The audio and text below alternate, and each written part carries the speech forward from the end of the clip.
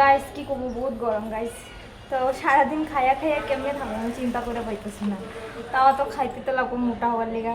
So এখন দেখি বাইরে একটা ফেরিওয়ালা আইছে, ফেরিওয়ালা থেকে একটা জিনিস রাখছি। দেখো দেখো এই কাঁকড়াটা রাখছি, কীরকম লাগছে নিশ্চয় করবা। আর বেশি দাম না, 20 টাকা দিয়ে রাখছি কাঁকড়াটা। আর এই কানেরটি রাখছি, এই কানেরটি রাখছি। কানেরটি কীরকম লাগছে নিশ্চয় কমেন্ট করে জানাইবা। কানেরটি কাঁকড়াটি আর আমার না কাঁকড়া রাখতে বহুত ভালো লাগে। আমার কাছে কাঁকড়ার কালেকশন বহুত আছে, অন্যদিন দেখামো। দেখো কাঁকড়াটা বহুত সুন্দর, বহুত ভালো লাগছে কাঁকড়াটা। আর একটা কাঁকড়া দেখো, ওইটা আরেকদিন লইছিলাম, মানে এমনি দেখাইলাম আর কি তুমি এখন বর্তমান।